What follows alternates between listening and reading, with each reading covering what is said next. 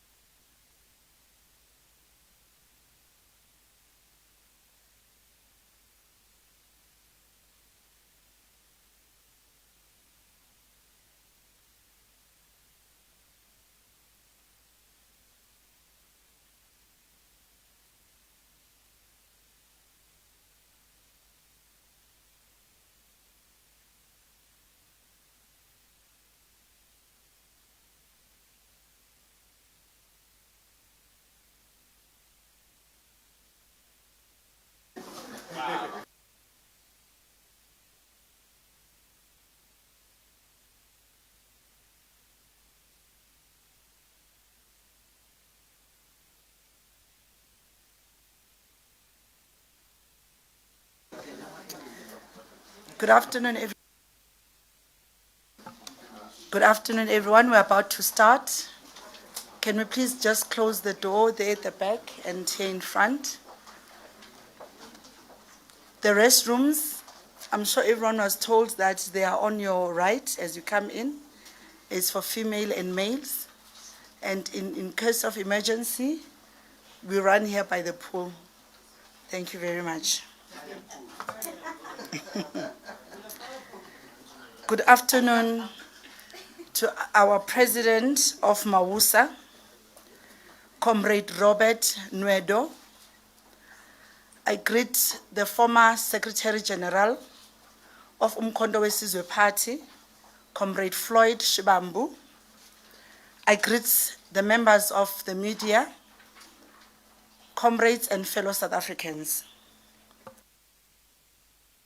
This marks an official opening of the press conference. Thank you for being here during this important time in our nation, the Youth Month,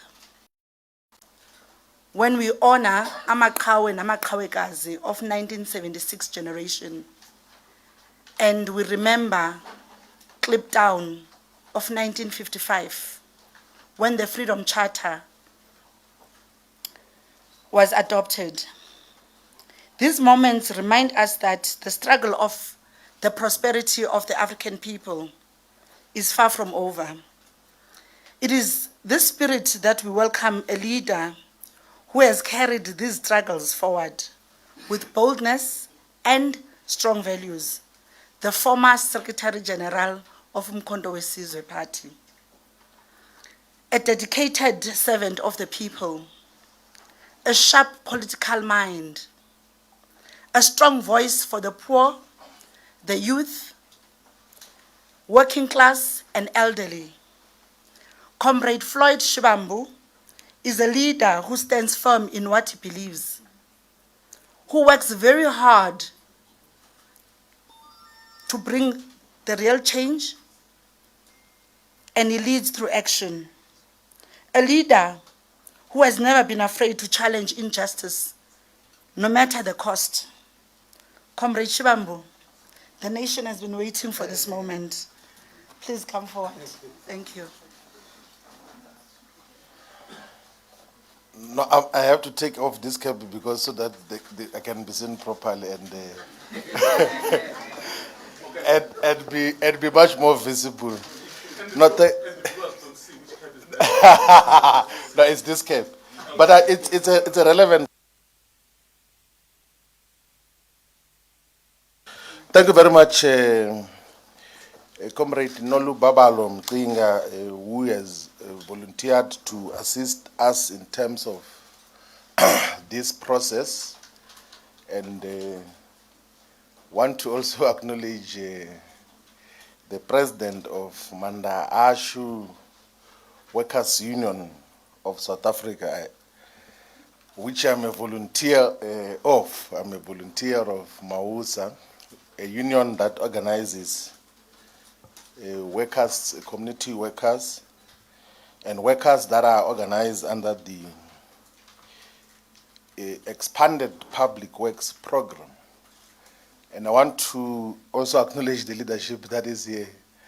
I don't know if they was mentioned in my names. Former Treasurer General of Umkhonto Wesizwe, Menzima Gubane, is with us here. And we've got the Comrade Mahla, organizer of Umkhonto Wesizwe.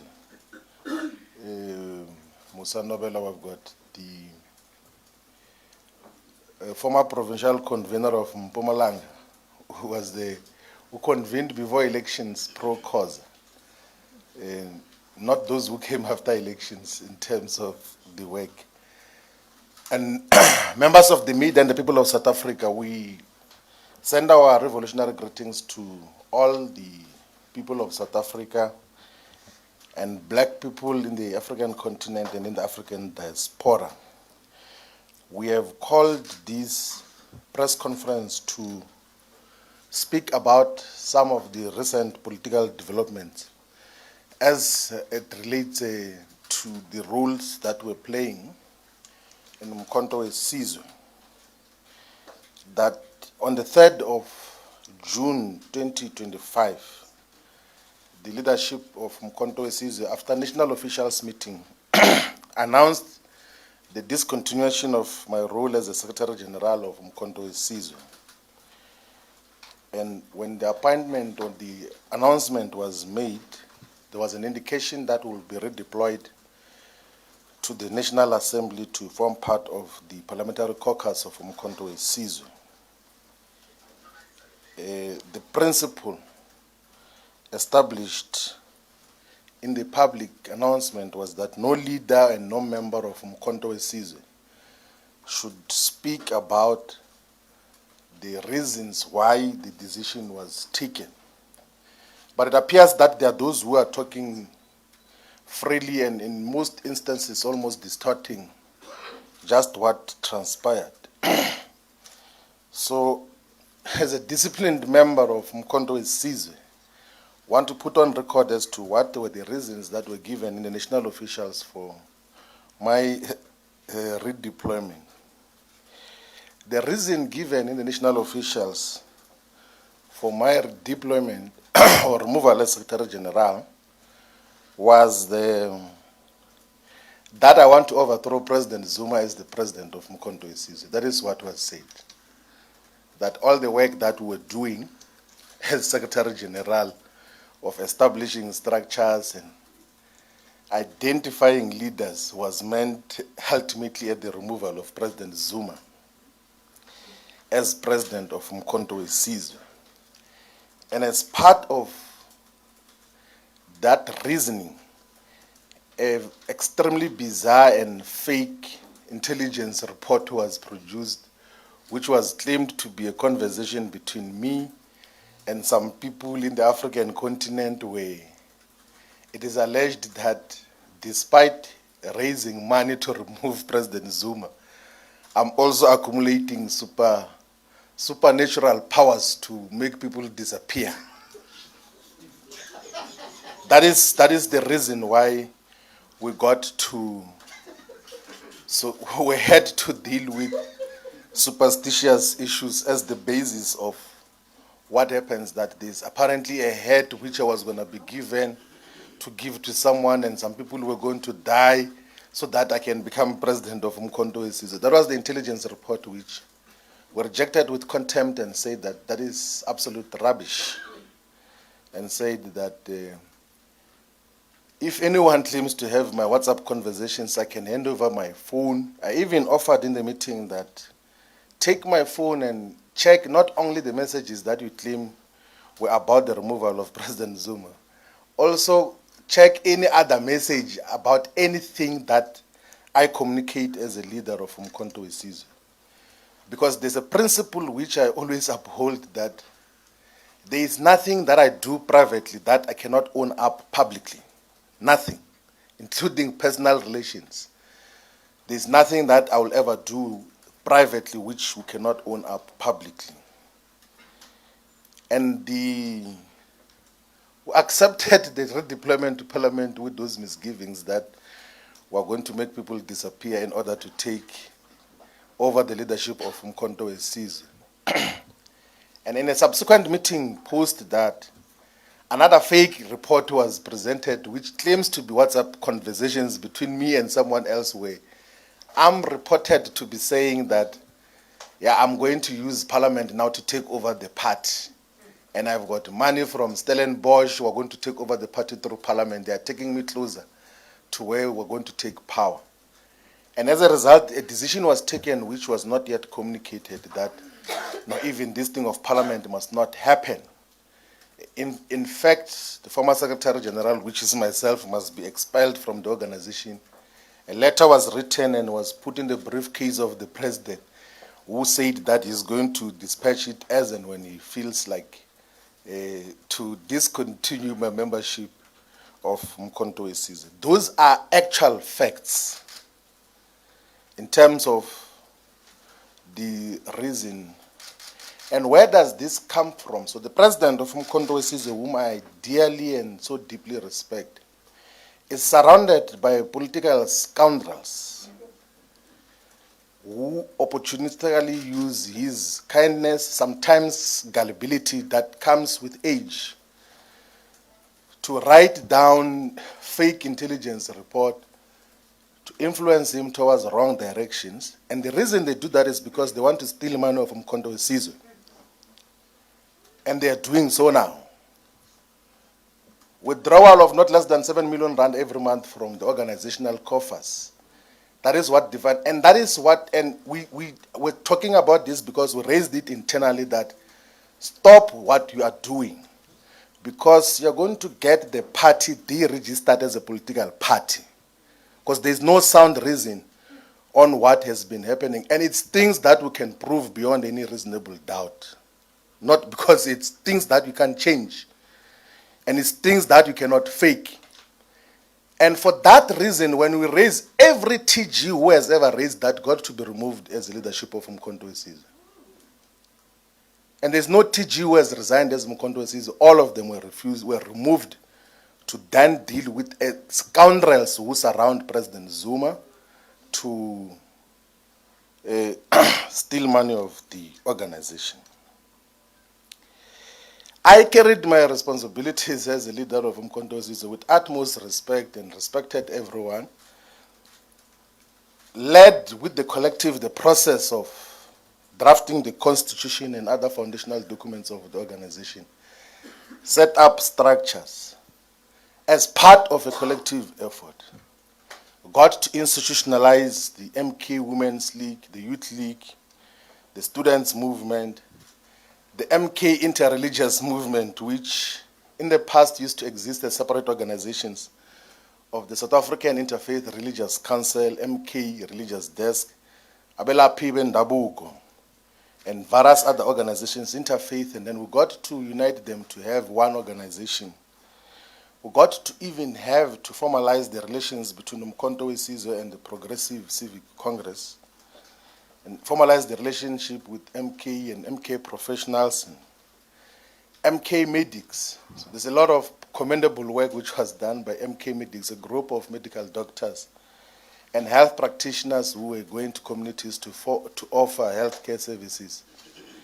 And in the process of doing that, every day, the political scoundrels work endlessly to speak negatively about the work that we're doing. I was saying, actually, I said it in the national officials meeting, because we can't hold that meeting in private, even when people are talking now, that in December 2024, there was a statement written to remove me as a Secretary General on the basis that I'm about to announce a political party with Tokyo Zihwale and Lindo Sisulu, whom I have never spoken to about anything. Draft statement, and was even shared with me, that remove him today because he is going to form a political party. And that is full-time work that is dedicated on everything that you do.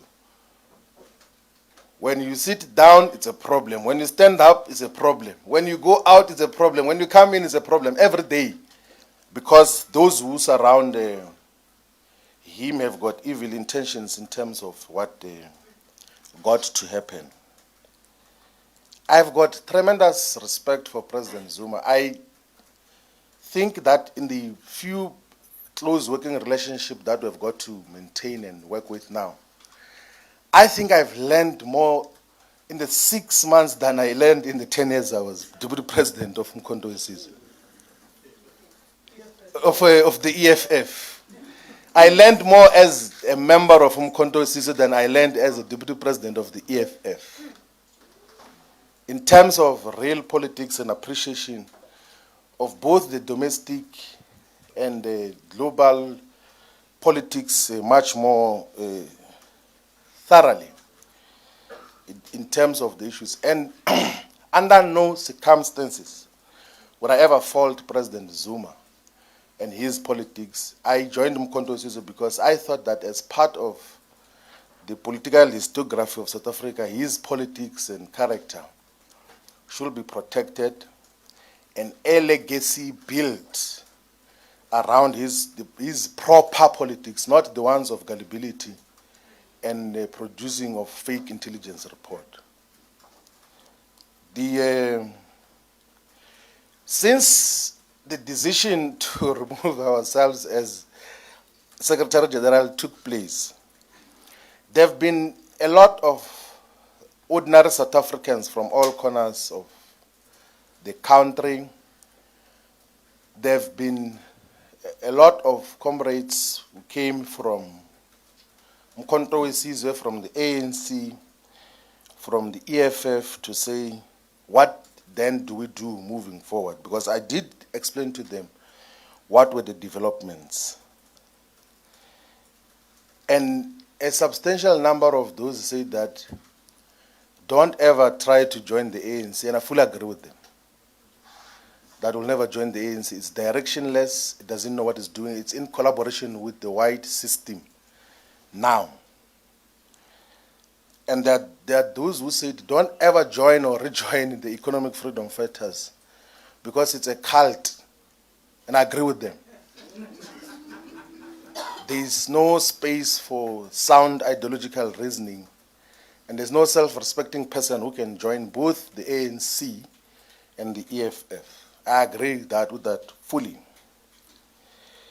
And there are those who said that there's fundamental weaknesses with Mkhonto Wesizwe,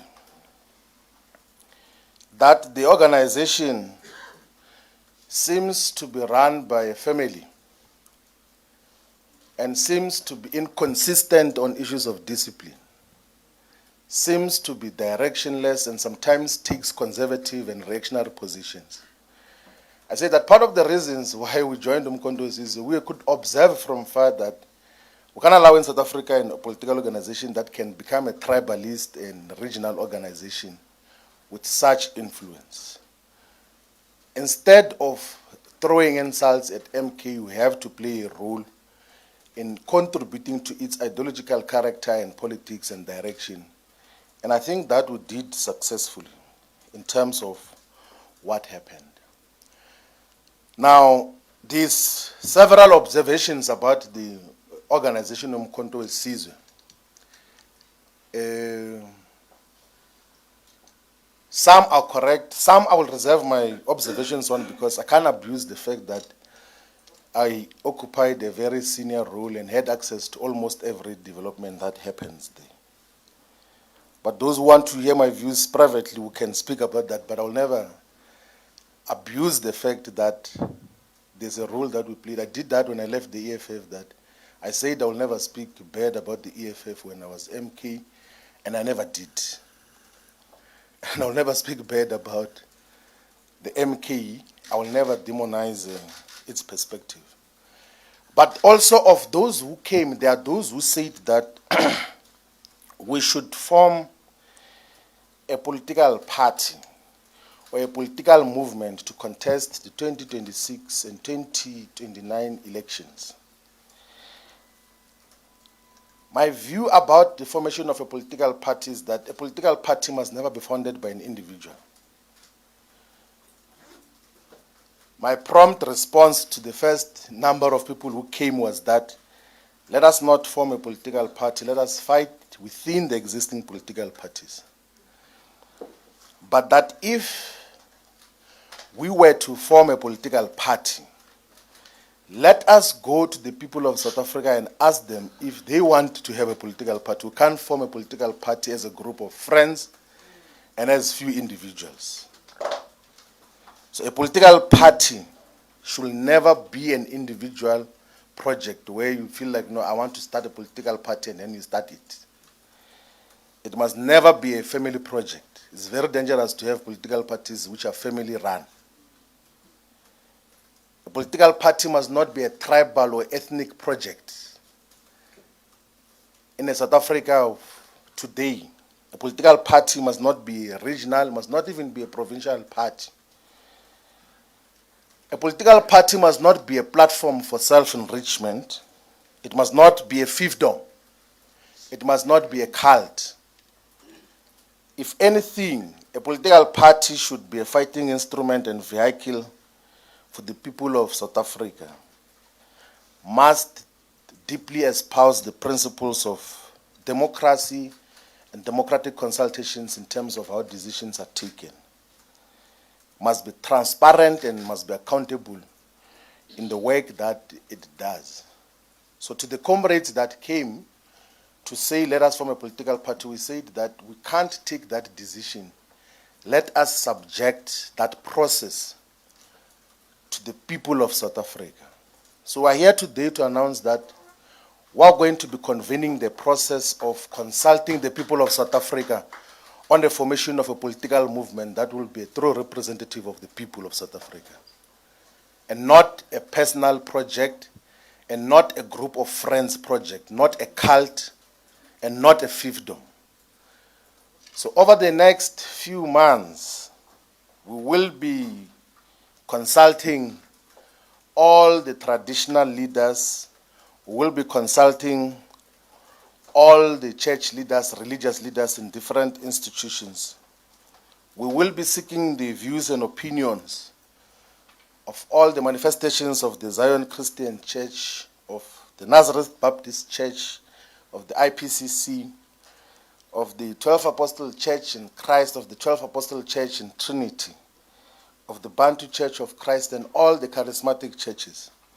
We will be seeking opinions as well of prominent leaders of society and the people that we have access to. Pastors Matebula, Pastor Bishop, Archbishop Zondo, Malumani Musasono, Giet Kosa, Pastor Bishop Don Phillips. We will be seeking the wisdom of prominent South Africans, inclusive of Dr. Ivan Koza, of Dr. Patrice Mutsipi, of Dr. Keza Mtaung, of Dr. Michael Nkuna. We will be seeking opinions of different sectors of society as to, is there a need to form a political party? That is the first question that we're going to ask. That if yes, what should be the values and principles of that political party? And what should distinguish that political party from the existing political parties? So those are the questions that we're going to be asking.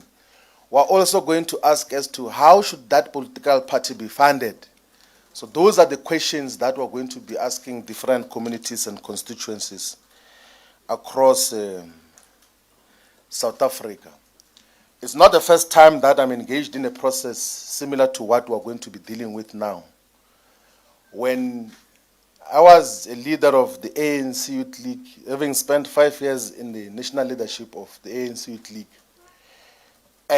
and strongly believed that time that there was a suppression of the struggle for economic freedom in our lifetime. I began in 2012, when I was still a member of the ANC, to publicly write that perhaps the struggle for economic freedom in our lifetime should exist as a separate organization outside of the ANC. And then in March of 2013, I wrote a perspective as to why a political party should be founded. And that perspective is within the founding manifesto of the economic freedom fighters. And everyone else who came after that perspective joined that perspective and believed as to what we got to do. And of course, we got to discontinue our association with the EFF for various reasons, which if some were to speak about publicly, will cause collateral damages to families, to households, to people, because it will also speak to character, and that's some of the things that are not worth speaking about publicly. So we will be going to all the people of South Africa to consult in all the regions of South Africa. In KwaZulu-Natal, we're going to be going to Mkanyaku, there to Zululand, to Ilembe, to Ugu, to eThekwini, Amajuba, Mzinyathi, Thukela, Mgungundlovu, to King Tetwayo, to Herigwala. In the Eastern Cape, we're going to start here in Jokabe region and go to Komani and Chris Hani. We're going to go to OR Tambo in Mtata, to Alfred Nzo in Mount Frere. We'll go to speak to the people of Amatole, one of the poorest districts in the Eastern Cape, which includes Mbashe, Ngusha, and Mnguma. We're going to speak to the people of Buffalo City. who are still having and confronted by lots of developmental challenges in Duncan Village and all the areas. We're going to be speaking to the people of Sarah Bartman, one of the neglected areas of the Eastern Cape, municipalities of Blue Crane, with a small town called Cook House, of the people of Sandys River Valley, of Dlambe. We're going to be speaking to the people of Nelson Mandela Bay Municipality. In the Northwest Province, we're going to be consulting with the municipalities which are named after the doctors of Ngaka Mudiri Mulema, of Dr. Ruth Sukhomotsi Mompati, of Dr. K.K. Kaunda, of Bojanala. We'll be speaking to all the people of the Northern Cape in Francis Bard, in one of the most underdeveloped regions of Pixley Kaseme. We're going to be speaking to ZF Mkau, members to Namaka, to the communities of John Taole, Haitsewe region, which is still facing a lot of super exploitation by those who are operating the mineral resources. Here in Gauteng province, we are going to be speaking to the people of Johannesburg, of course, with a dysfunctional municipality. We're going to be speaking to the people of Ekurhuleni and people of Sidibeng, of West Rand, of Tshwane. In the Free State, we're going to be speaking to the people of Ezilidabi, of Lujweleputsa, of Mangaung, of Mufutsagana, of Karib. All the three municipalities of Karib are dysfunctional. We're going to be speaking to the people of the Western Cape, in Cape Metro, in Southern Cape, in Cape Winelands, in West Coast, in Central Karoo and Overbeek. Itaba kaya bolabula na bantu bele Limpopo bele kaya. Tuhosi nkwati bolabula na tona na batikereke. Kusukusela le amusina kuyafika la Waterberg. Hinkwawo itaba kaya bolabula na bona ka Giyani ka Malamulele. Hinkwawo ka bona itaba kaya bolabula na bona hiku. Shana hi fane hi sungula political party ke na loko hi sungula hi fane hi yimela yini political party yaleyo. Hi leswi hi nga ta va kha hi endla swona through the length and breadth of South Africa. I'm not talking about all these areas because I read them elsewhere. There's no area in South Africa where I have not done political work. None. Not as a political tourist.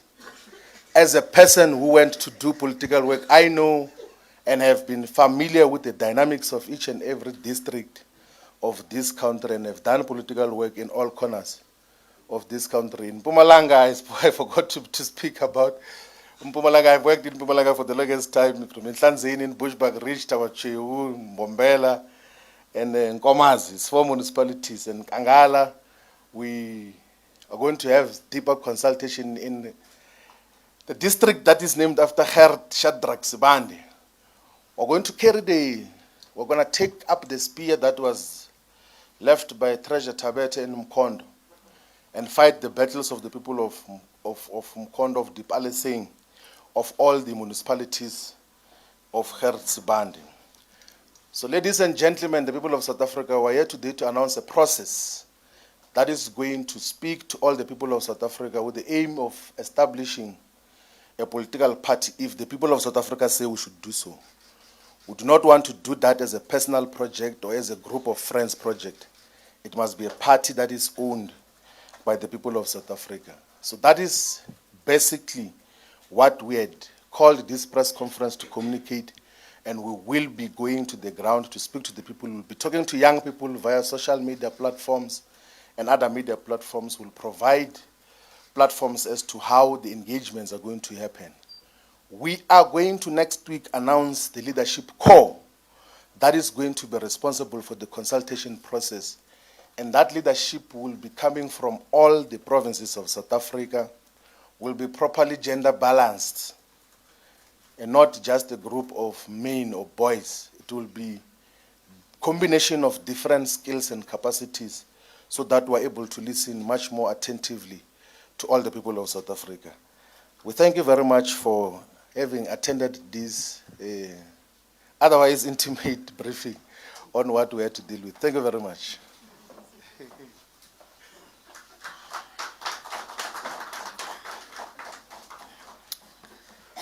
Thank you very much, Comrade Shivambu. Now we're going to be taking questions. All right, I'm going to start there at the back, and then I'm going to come forward. 2 questions per person. So, You can take 25 hands. 5, ne? 5 per person, okay. No, 5 questions. That's it. 5 hands. 5 hands, okay. All right, let me just give numbers. You will be number 1 there at the back, number 2 with the green, number 3 the lady, number 4, and then number 5. Thank you. Thank you so much. I'm Hawelo Magolero from UFM. Floyd, you know, it would seem that you've already decided to form the party when you are saying you are announcing an interim core. What about your credibility? I mean, you've embarked on this. I remember the famous "what is to be done" question when you said you were consulting South Africans for the formation of the EFF, which today you are trashing. And when you joined MK, you said that was the most solid decision. And when MK announced your demotion at the time and said this man embarked on a trip to Bushiri, you accepted that that was a reason, that you had gone there without the knowledge of the party and so on. Why must South Africans still believe you in light of what happened and not think that you are starting this thing because you do not want to serve as an ordinary member in a party? Thank you. Good morning. My name is Sintebu. I'm with the SAPC. Mr. Shivambu, you're saying that you'll be embarking on a process to form a new political party if the people of South Africa give you that go ahead. Does that mean today you've parted ways with the MK party despite the fact that you're wearing the MKP cap?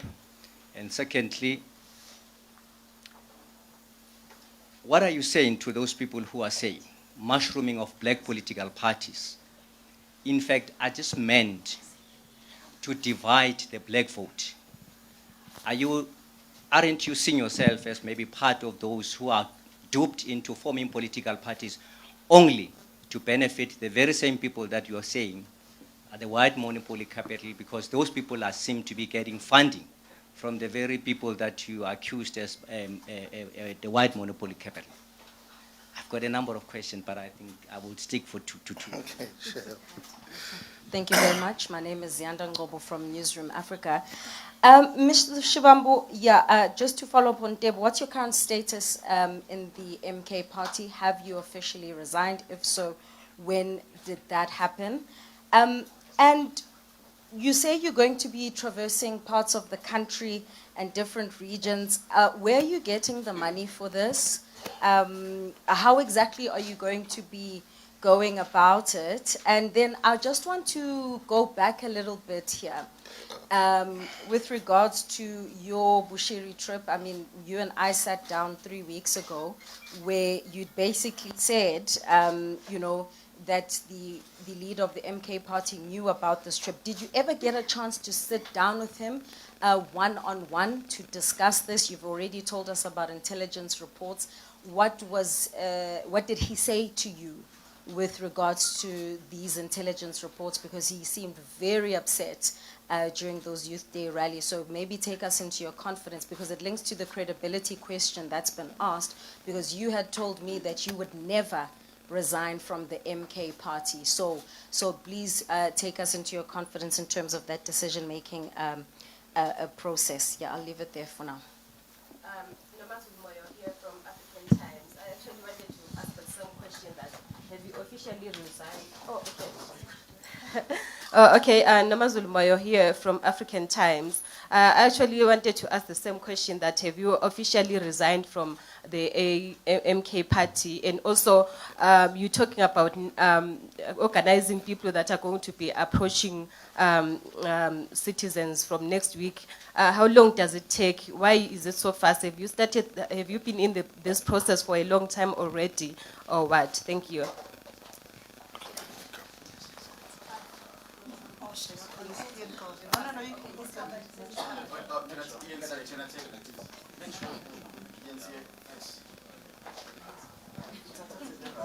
Willie Chiti Jones, ENCA. Mr. Shivambu, just two questions. How long will this consultative process take? And obviously, when you are going to people, this interim structure has to go under a banner. So what will be the name of this organization or structure that will be presented to the people during this consultative process? Thank you.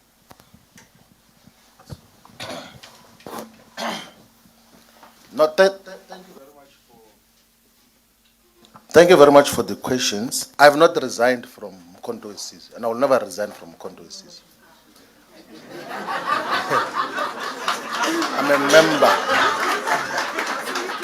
I'm a member of Mkhonto weSizwe.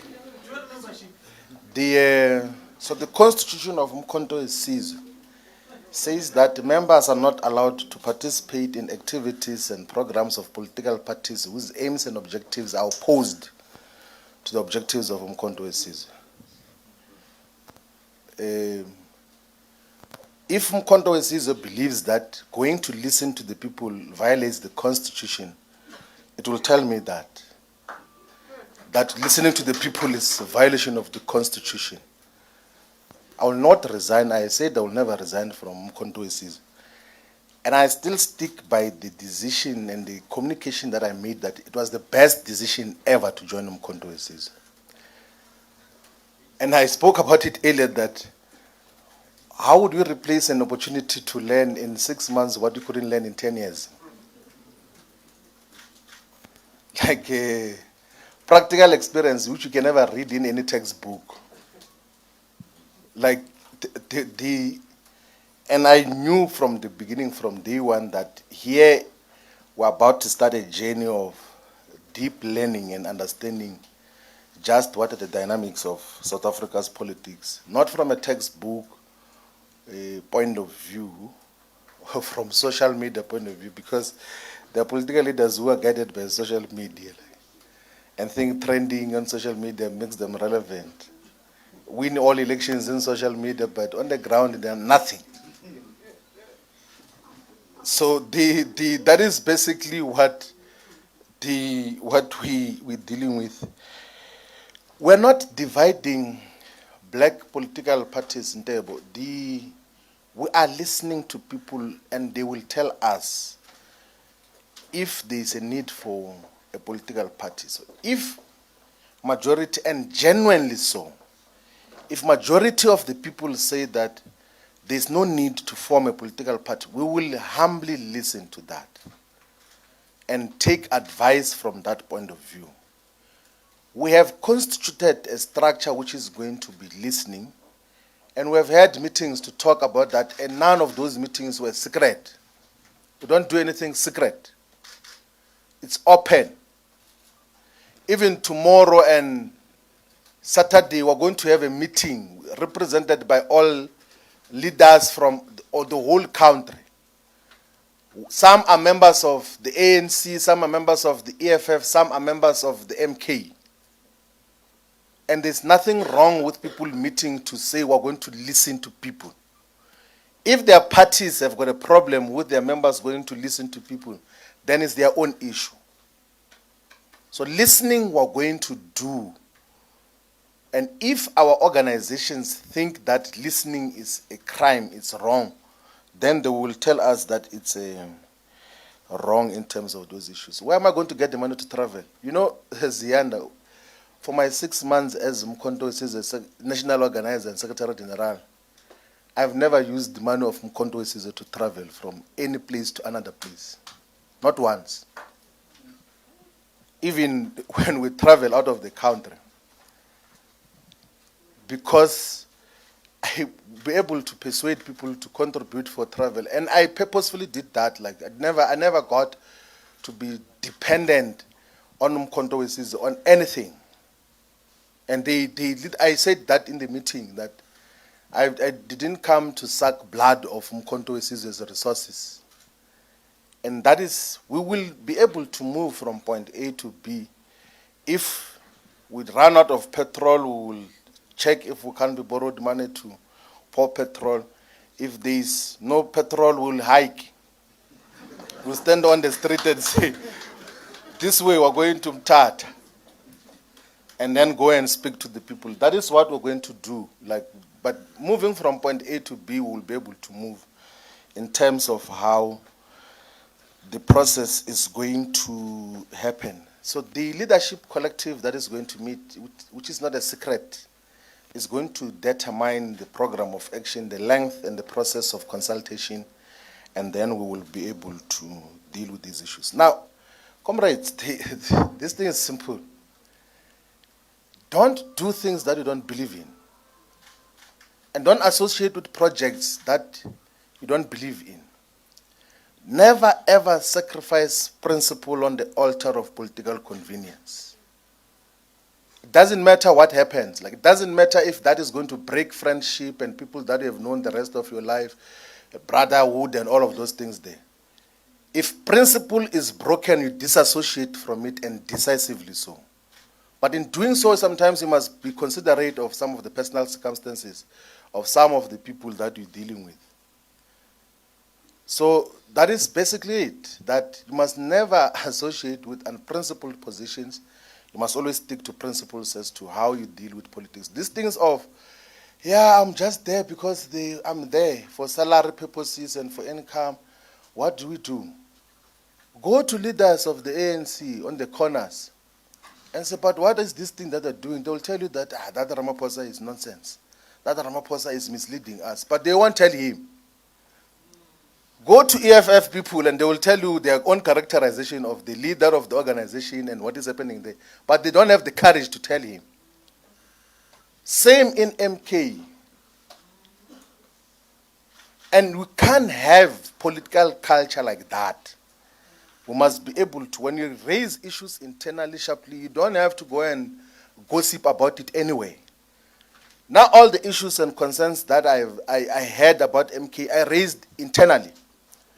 Even against all odds, there is an opportunity to raise an issue about wrongdoing, I would speak and clearly speak against the untouchables there. People who take drugs and tweet at night and insult us.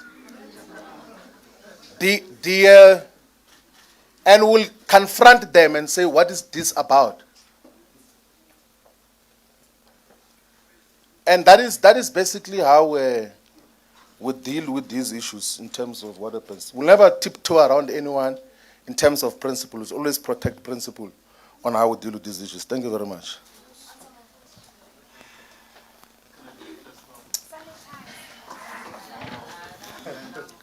Thank you very much, comrade. Number 1, number 2, Sandile. Number 3, number 4, number 5.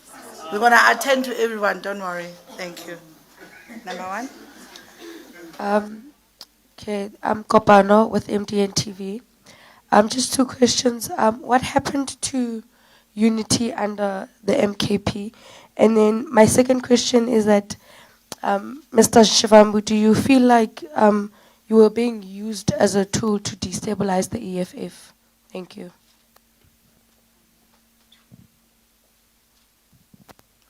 Yeah, Mzwane Lembeja from the SABC.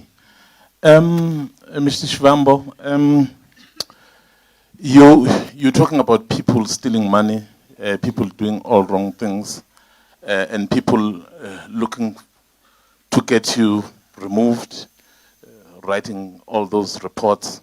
So who are those people? And then next one, let me just ask yours as well. It's the question about whether When last did you speak to former President Zuma? Does he know about this briefing? And given what you have said about him, you've actually, on the podium, indicated that you have deep respect for him because you say you have learned, what you learned in 6 months is something you couldn't have learned in 10 years. So clearly, some deep respect there. So have you taken him into confidence about this process? What did he say? And when last did you speak to him? No, thank you very much. My name is Lunga Mzangwe. I'm from the Mail and Guardian. Oh, I'm from the Mail and Guardian. Mzondile has basically taken the question that I wanted to ask you, but from what I'm hearing from MK people is that your trip to Bushiri was to basically get money to fund your own political party. Is there any truth to that? And on those intelligence reports, who basically signed on them? And does President Zuma agree with those intelligence reports? Thank you.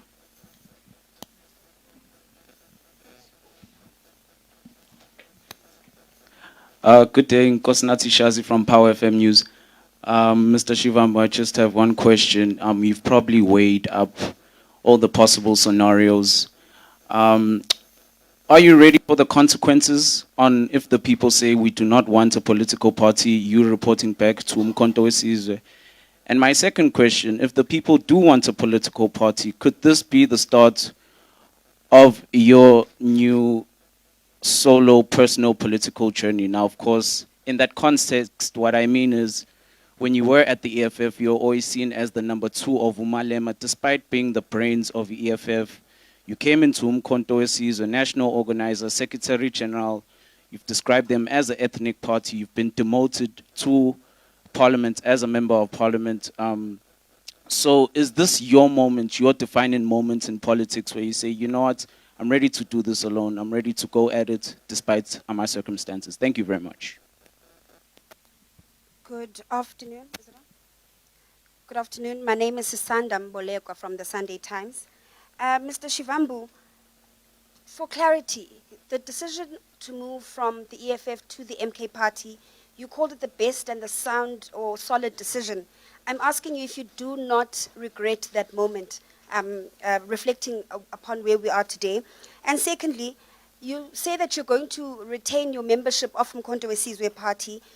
Can we reasonably expect South Africans and the electorate to take the MK party seriously as a political vehicle when it's been consistently characterized by chaos and fiefdom around President Zuma? Thank you very much.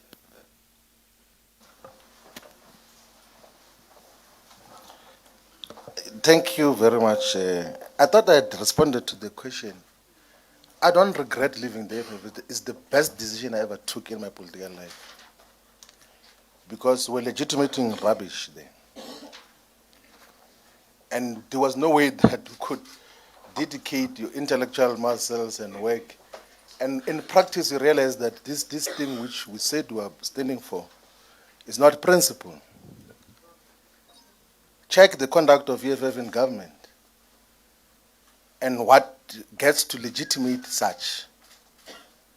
That was the best decision ever. And everyone that we spoke to, this like they, like they were to criminalize Mbuyiseni. Hey, I will never trust a person who knew that the deputy president is leaving, and then they isolate Mbuyiseni on the basis that he knew that I'm leaving. It's not only Mbuyiseni; those comrades knew. We discussed it, and we reached the same conclusion that we are not being fair to society if we say that this comrade can lead this country. All of us agreed with the people who are leading EFF now. That is basically, and that is the reality of the situation. The people who are leading EFF now, all of us were unanimous. And then the issue was, what do we do? If I wanted to destabilize, someone is asking, were you sponsored to destabilize the EFF? If I wanted to destabilize the EFF, I could have started a faction inside and caused directions and this. Well, then the decision was, like, let me not destabilize the EFF, let me leave. I never spoke about the EFF anyway.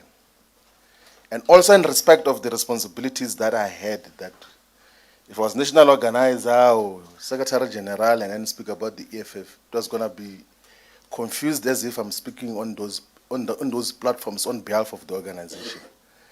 In terms of how we got to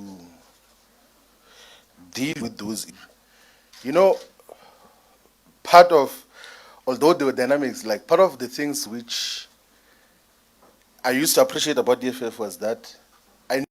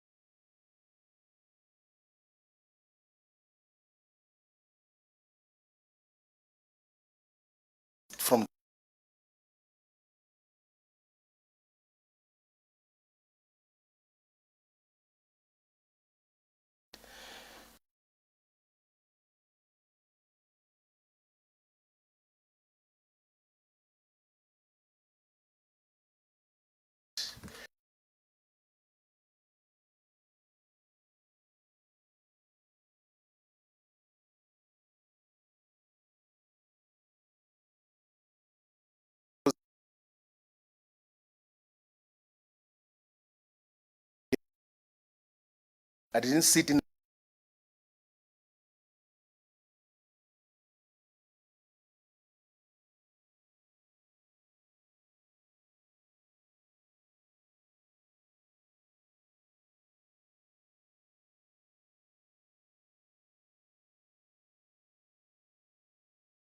general or national organizer or anything.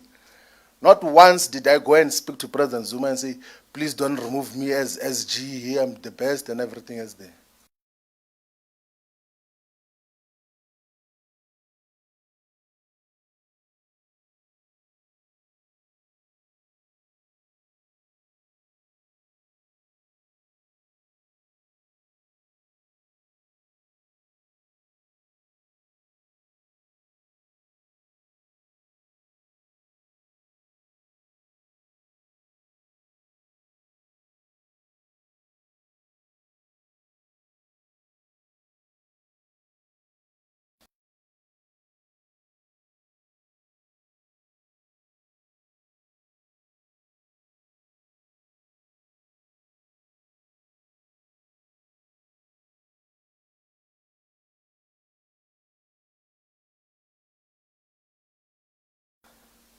I think we all agree that if you were to isolate black people, whether they come from the black consciousness, political view, or Pan-Africanist, or economic freedom in our lifetime, or charterist, or those who believe in MK and all other organizations, if you were to isolate black people and say just what do we need as the top priority issues for black people that have to be done in this country, we're going to come out with the same things.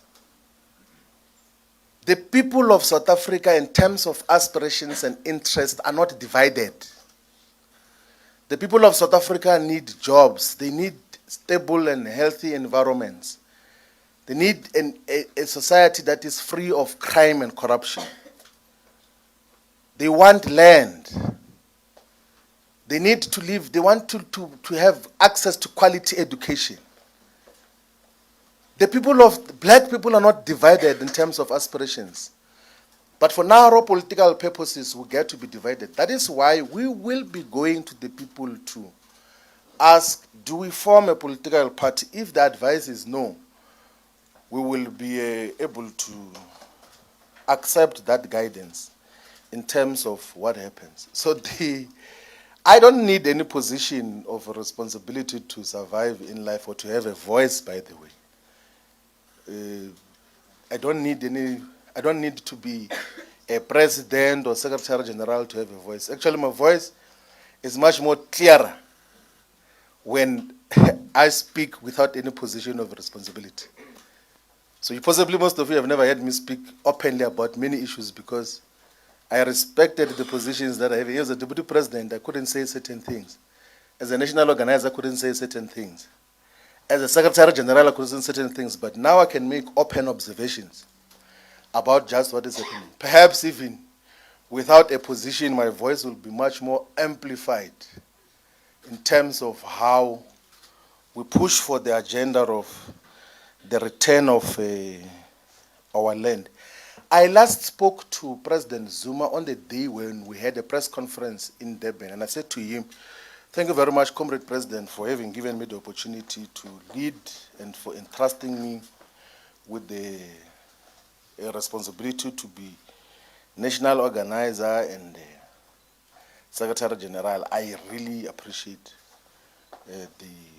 And then the other thing I said was that if this deployment to Parliament, I think for stability of the organization, I can still add value to the organization even as an ordinary member of the National High Command and then contribute to its growth. That is what I said to the last conversation which we had with President Zuma. I did explain the issue and reminded President Zuma of the conversations on what ended up with the Malawi trip. And throughout my explanation and reminding him of our conversation in Namibia, he agreed to that. He says, "Ngakhumbula." When the DSG sitting next to me was even saying, wrote me a note that you are safe, they won't do anything to you. Then I was asked to leave the meeting, and then the meeting remained there. And then they said, I don't believe anything that he said. He wants to take over the organization. Actually, we must go and reverse all the decisions that he has taken. Let's disband all the structures. Let's reverse everything, including the constitution. I said, people can do whatever they want to do. We played our part. If the conviction is that what we're doing is wrong, it's okay. Like, we move on in terms of how we deal with these issues. There is no political party which is going to be funded from Malawi. Like, there is no political party that is going to be funded by Bushiri. We are going to listen to the people and will get guidance from the people as to how do we move forward. I'm not, this comrade who asked the question he left. I'm not starting any solo project. We must stop these things that political parties are personal projects, like a music band, Brenda Fassie and the Black Dudes. That if Brenda Fassie is not there, the Black Dudes can't operate. A political party can't have that character. But you have got political organizations in this country which are like Brenda Fassie and the Black Dudes. Where if Brenda Fassie is not there, the Black Dudes are not there. We can't have an organization like that. There must be an organization that exists in every corner of South Africa, whether there is a Floyd or no Floyd, or whoever is there must be the expression of the collective ideals of the political party. That is basically how we dealing with all of those issues. I think we can take the last round of questions. I don't want to talk about that. Yeah. I don't want to talk about that. Maybe when we do a one-to-one interview, I'll tip you. Zandile, me and you are together. And Zian. Sure. Thank you, Comrade Shivambu. Another round. We'll go one. And then 2, 3, 4. There at the back, Mr. Afro. 5, and then we'll go with you, and then you. Thank you. Okay, we go. We gave you a chance now. Okay, you the last one. Thank you. Thank you. Molweni nonke, gama lam nguNtsiki Mazwai from the Moya podcast. So, Floyd, you did say that you don't want to be surrounded by yes men, right? And I want to find out that a lot of people were complaining about it being difficult to work with you on a personal level. And I want to know which part you hold yourself accountable to, and if you feel as if there is some personality dynamics that you need to work on yourself, perhaps to be a better leader, to be able to connect with people, or you think it's just all rubbish. And then abantu bafuna ukwazi uba uDudu ebekuthukela ntoni that night. Enkosi.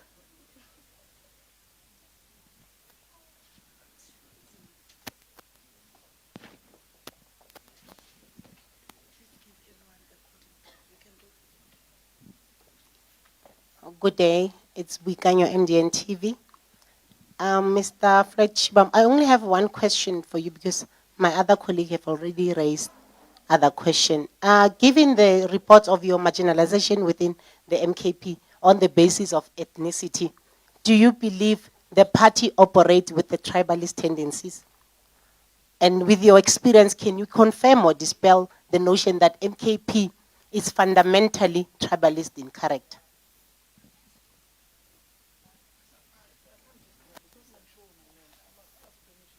You can talk. Hi, I'm Amanda Koza from News 24. Mr. Shivambu, I just wanted to know what will happen in the event that MK comes out later saying that you're expelled, if they decide to expel you this afternoon, having said everything that you've said.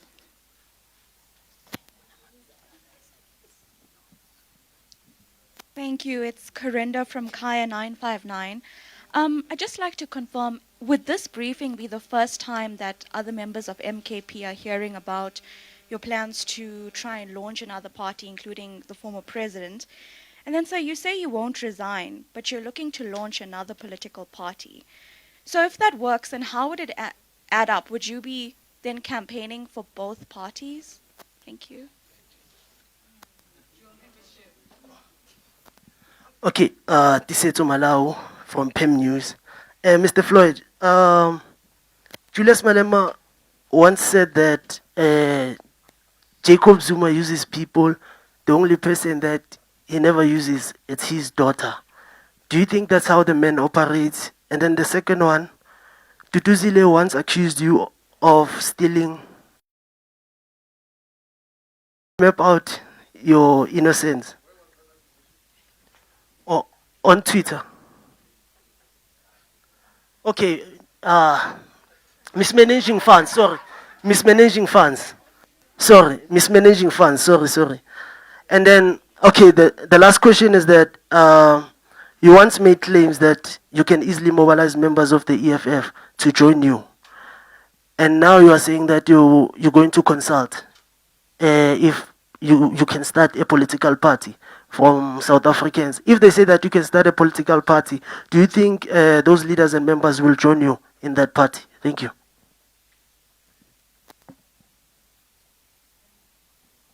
It's you. The lady with the, yeah. All right, my name is Tando Mayeko and I'm from the Business Day. Mr. Shivambu, just please explain the banners behind you. I think you forgot to explain the name of this organization. What is it? Is it an NGO? Is it a church? What is it? And then what's this? Just please also kindly explain who is funding this organization.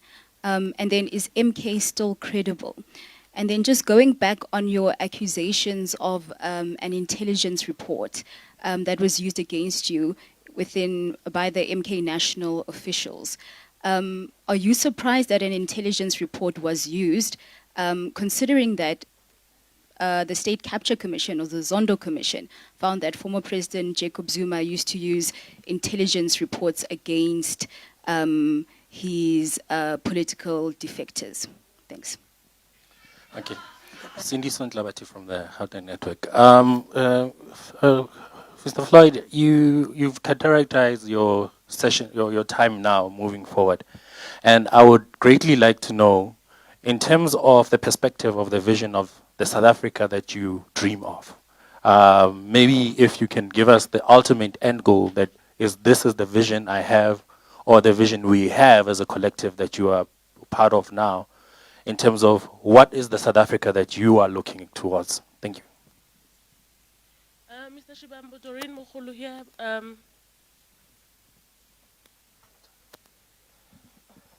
Mr. Shivambu, Doreen Mukhulu here from Scholar Africa. I just want to find out, you're speaking about fake intelligence. I want to find out, were there any power dynamics within the party, in the MK, that to a point that they had to make the fake intelligence to push you out?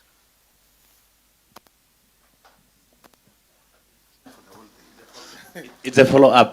Floyd, I asked about the issue of credibility. Look, you, on your own admission that having left the EFF, anyone that was perceived to be loyal to you, you believe that they were victimized. Are you still willing to now have more careers being destroyed by joining a new entity that you are forming? Should South Africans still regard you as a credible voice when you have served 11 years in an organization and now you are calling it a personal fiefdom? Where was the foresight then? As an educated man, shouldn't you have figured this out much earlier? And the same attitude would be adopted in case of MK, because you've been there for literally 10 months. That then raises the question of your own personal judgment, that you should have foresaw that there's trouble there, that Mr. Zuma is quite elderly and gullible, as you put it. So it speaks to your own personal judgment. Thanks. I think that is your opinion. Let's give it to you. It's your own opinion. Like, it's not a question. Like, really, and we can't help you. And different people will have different perspectives in terms of what happens. I do you know Ntseki, I think in conducting political work, like I think those that we have worked with before, the difficulty that they have is when we have got leadership responsibilities. One, I refuse to have private meetings or private engagements. So there is a lady from Pumalanga who, I think it's called Mary or something like that. So the first meeting I attended of MK, there was a decision, I didn't even know who she is. There was a decision to expel her, and then another meeting. And actually, in the first meeting, I even said that, please don't expel comrades, it's too early, let us go and engage with them. And it's in the minutes of MK that said, don't expel her, further engagements and all of those things. Then another decision was taken, but some of the decisions had to be written and signed by me, even when you have expressed a different view inside. Then she asked for a private meeting to brief me. Then I said, I can't do that. And I said it actually in the national officials meeting that majority of times, comrades would want to meet you privately and be buddy-buddy so that they are protected when they do wrong things in the organization. And that is the conduct that we got to deal with.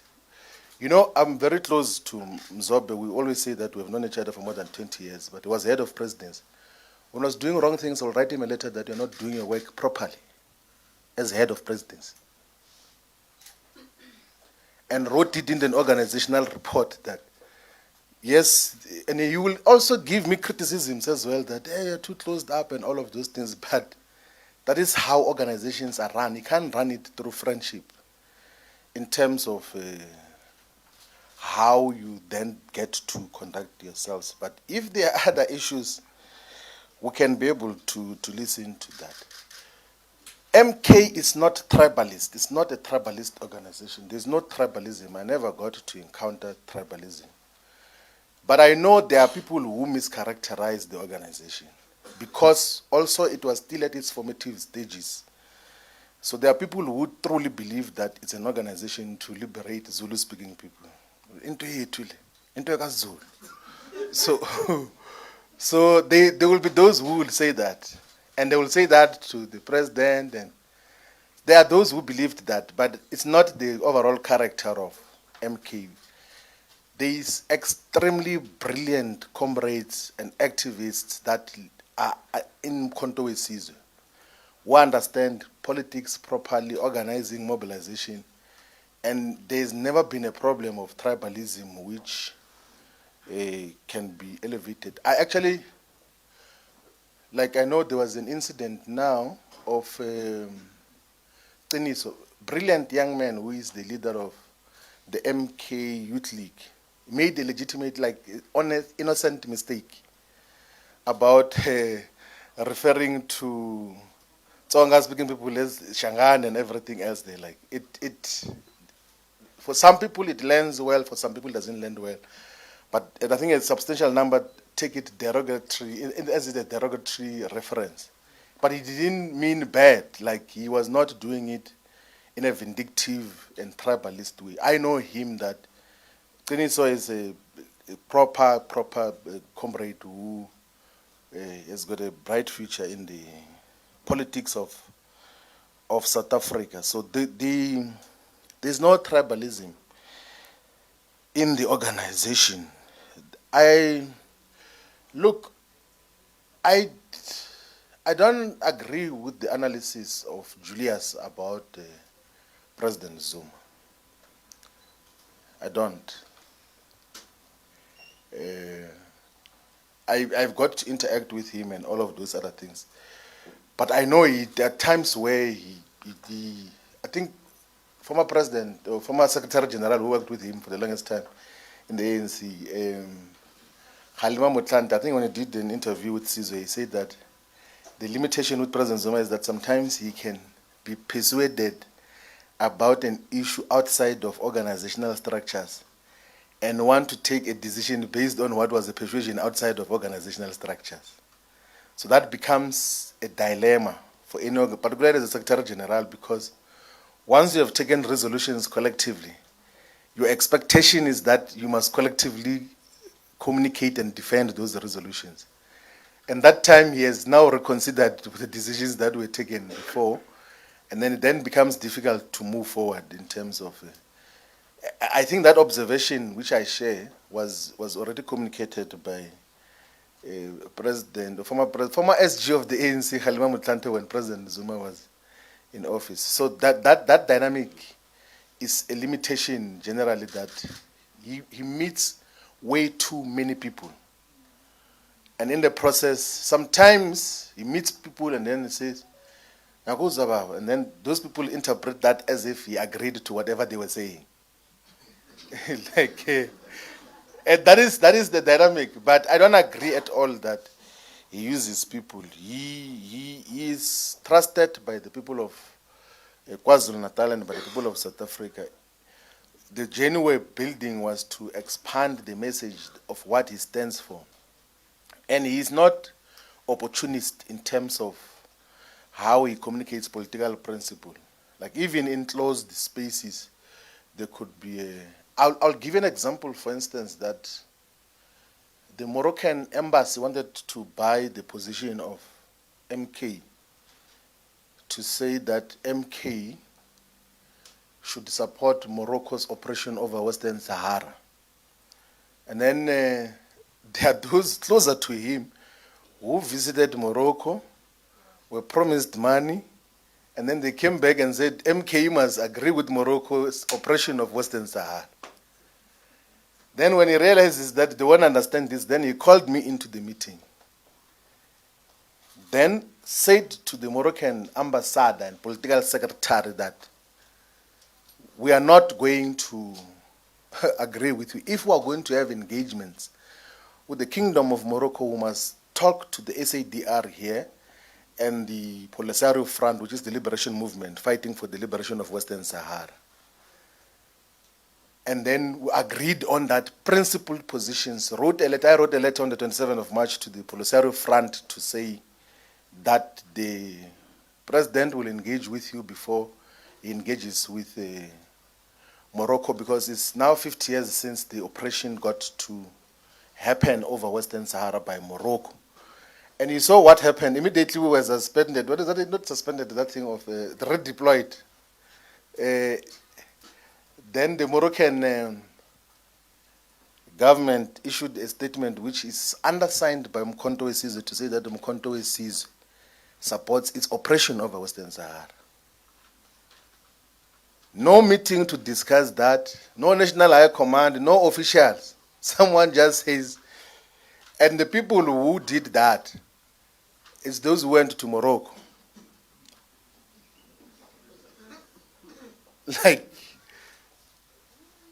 that is basically the whole thing. Like, there's no, and in the official record, in the minutes of the National High Command, is that President Zuma is going to mediate a discussion between Western Sahara Liberation Forces and Morocco to find a settlement. It has been going in for a very long time.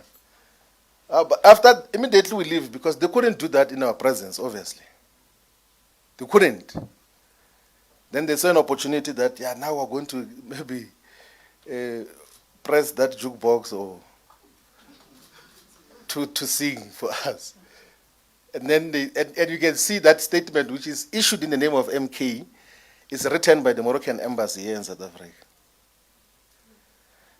to impose a position on MK on the basis that there will be money exchanges. And that is what happens. Also, even with this, you remember when we did a press conference, Muslim Judicial Council.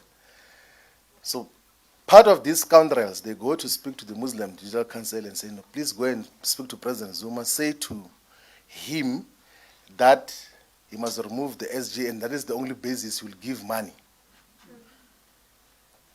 And then they go there and say, and you know, they are complaining. They say in that church of Shepherd Bushiri, there is 80 plus flags there. There's a flag of Israel as part of the flags there. I didn't even see the flag myself. They say no, because he was in a church where there's a flag of Israel. It means he's against Israel. No, it's against Palestine. And that is going to cause us problems. So you must expel him so that we can give him Mkhonto we Sizwe money. That is, so there is transactional issues that also guide decisions and policy that we deal with in terms of the whole issues. I wouldn't make reference to Zondo, the judge. Like, I have no respect for Zondo, zero. And he actually made me to have much more deeper respect for President Zuma. Like, I have no respect for that nonsense of state capture inquiry nonsense that happened. I've got no regard, none whatsoever, of those. It can't be my point of reference on anything. Like, even the whole decision to get President Zuma arrested was absolute rubbish. Even that time as a deputy president of the EFF, I condemned that. I took international interviews and domestic. I even wrote articles publicly to condemn what Zondo did in terms of arresting of President Zuma. I will never make reference to that as a basis of anything else. He was used by the capitalist establishment to fight wrong battles. He was not a judge, he was just an instrument of capitalism and for wrong purposes in terms of what happens.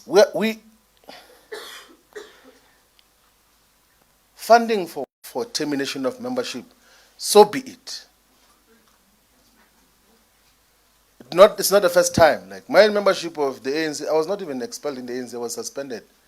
And I left. You know, this thing of political parties thinking that people are desperate for their membership, it must come to an end. Like, and that people must beg for membership. If anything, political parties must be honored that they've got members and respect them. Not that you must be begging for membership of a political organization. I left the ANC when it was above 63% in parliament, and control of all provinces, was possibly the only employer. Had influence, and lots of friends and people that I knew throughout my life left. I left the ANC voluntarily when it had power. Why would I be perturbed about being expelled by Mkondo who doesn't have power? Like, what will be like? That is the issue. I don't beg membership of political organizations. I deal with these issues differently. You know, I used to say all the time to the DSG of Mkondo Sizwe that let's do our work. People can say whatever they want to say, they can scream and everything else. We take decisions, we implement, we go towards that are having by-elections. Before we went towards, the MK never used to win by-elections. We used to go towards to preside over volunteers without photos, without cameras, and pay attention to every little detail, and then we started to win wards. And then some people from parliament, they go a day before elections and they take photos there and they say, we've delivered the ward. After we have delivered it, Richmond we delivered. What goes out delivered? Mandeni we delivered. Like, and we do the work, and 3 months before the by-elections happens, we go there every week. And as we can't be entertaining who says what and everything. As I actually even told one of the provincial coordinators who said, hey, SJ, there are people who are talking about you here. They say you must be removed. I said, oh, man, don't ever send me such a message. Leave those things. If there's a decision to remove me, they will take it, but I'm not going to be sitting down and worried about removal and everything else. That now we take decisions and then we implement what is mandated by the collective and then build an organization on what should happen. Ladies and gentlemen, the people of South Africa, thank you very much for having listened to us speak for a very long time. We will be visiting all parts of South Africa. Next week, we're going to be announcing the leadership structure that is going to be guiding the listening process, so that we then also will be announcing just where are we going to be visiting for community engagement and interactions with our people. That is how we get to be here. Thank you very much. We are availing ourselves to be at service We are servants of the people who want to listen. If the guidance is that we must form a political party, we are going to do it decisively and lead our people towards prosperity and total emancipation. Thank you very much. Sabong.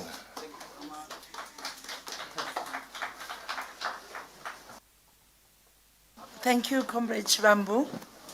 The press conference now is concluded. Thank you.